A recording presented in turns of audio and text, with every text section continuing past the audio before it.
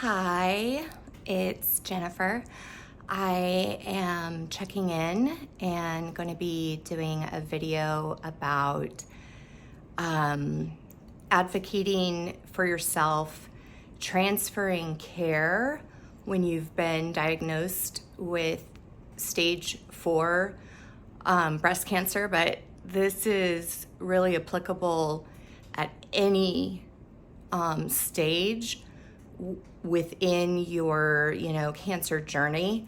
I've been seen by 7 cancer doctors, and none of them, to date, have looked at all of my pathology and prescribed appropriate care for the specific type of cancer that I have, which has been extremely frustrating. My experience has been that every single one of them wants to put me in a box, and that box initially was called ER/PR positive. Now, I had pathology from 2 different spots in my breast back in August of 2021. One of the results indeed was ER/PR positive, grade 3 cancer.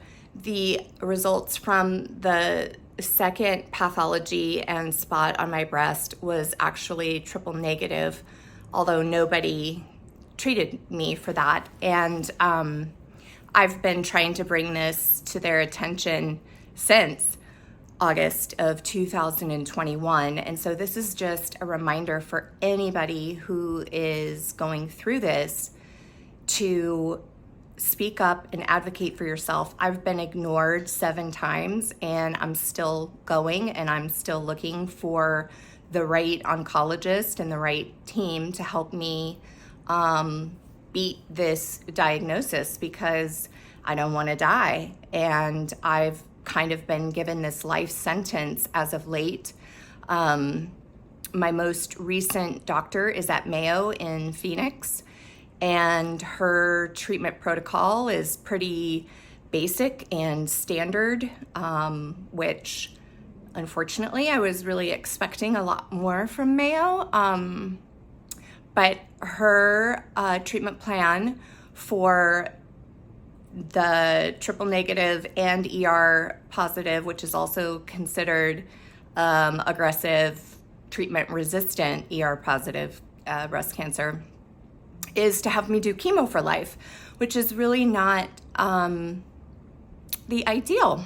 And I want to see if there are other options like clinical trials or anything. My final straw in deciding to look for a new oncologist came a couple of weeks ago when I had asked for a referral to another hospital here in town that has a hyperbaric oxygen chamber because I wanted to do oxygen therapy. It's supposed to help with radiation damage, which I've got some pretty significant scarring from the radiation that I did in 2022, as well as help to kill active cancer cells. And the craziest thing is that the majority of the research out there, like published AMA research, comes from Mayo Clinic.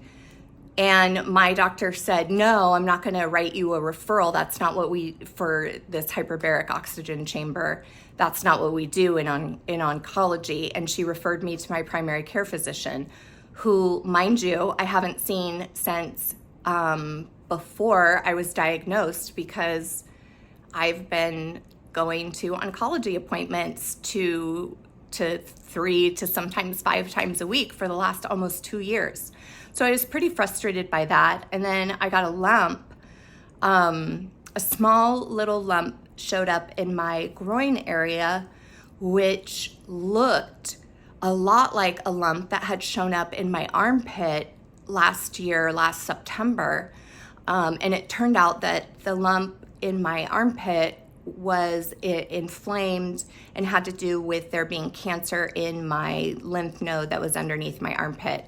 I assume that this is the same thing that's going on with this latest lump, but rather than even examine me, my oncologist told me I have to go to a gynecologist to have this lump looked at. And I am beside myself with frustration and annoyance and jumping through these hoops and then getting this ridiculous standard of care treatment, this one size fits all. And I'm here to tell you that I don't have a fucking one size fits all kind of cancer, and I need a team of doctors behind me who are ready to fight as hard as I am, and are willing to give me alternative options in addition to chemotherapy, because I have no intention of doing chemotherapy for the rest of my life. I have every intention of getting through this and going into remission and receiving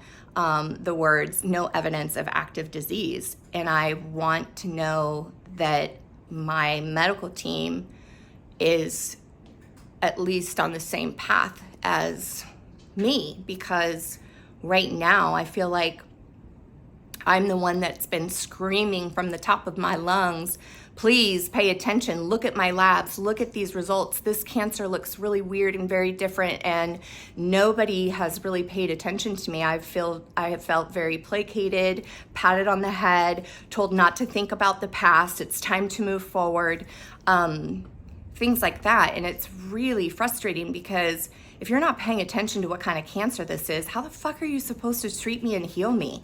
You know what I'm saying? So here I am, almost 2 years into the journey of being diagnosed originally with stage 2 breast cancer, but now stage 4 breast cancer. And I'm getting ready to go look for my 8th and hopefully final oncologist, which is really freaking stressful.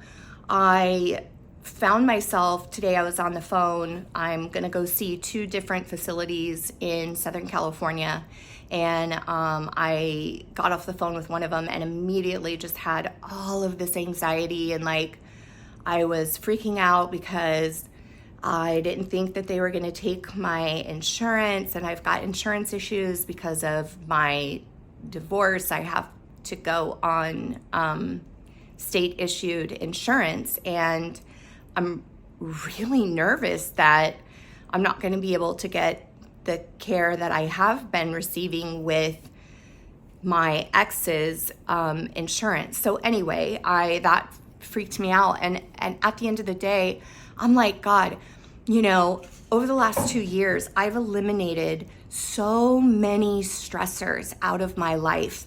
It's been stressful eliminating the stressors, but I'm very thankful. I'm very thankful that I'm not in that stressful marriage. I'm very thankful that somebody finally figured out that I really wasn't in remission after I was done with radiology or radiation treatment in June of 2022, and that in fact I was stage 4 cancer, and they had just missed it.